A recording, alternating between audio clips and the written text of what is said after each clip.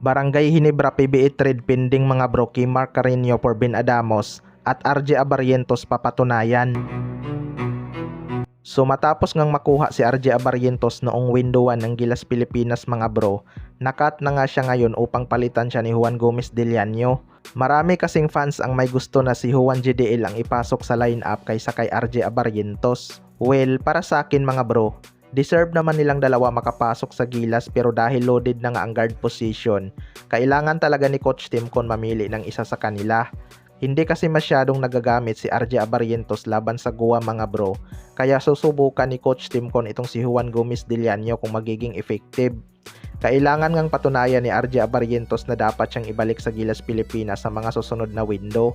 Ang concern kasi talaga kay RJ Abarrientos mga bro ay ang kanyang depensa. Kahit nga sa PBA nagiging liability siya sa depensa. Bata pa naman tong si RJ Abarrientos kaya marami pang chance na ma-improve ang kanyang depensa.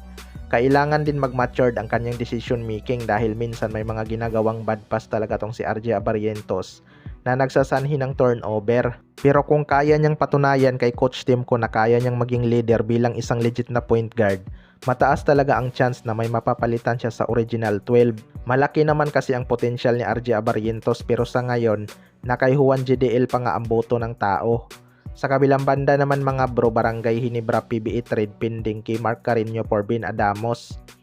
Ito ngang si Mark Carreño ay matagal nang naro-rumors mga bro na kursonada ng Barangay Hinebra pamalit kay Japit Aguilar kapag nagretiro na to. Kaya lang na-injured nga itong si Mark Carreño kaya natagalan ang kanyang paglipat. Pero ayon nga sa source mga bro, nakapinding na nga daw ang trade sa kanya kapalit ni Ben Adamos. Well, para sa akin mga bro, masasabi ko namang patas lang ang trade na to. Hindi naman ganun kalaki ang value nitong si Mark Carreño. Matangkad lang to kaysa kay Ben Adamos. Pero kung laro lang ang usapan, hindi naman siguro ganun kalayo ang agwat.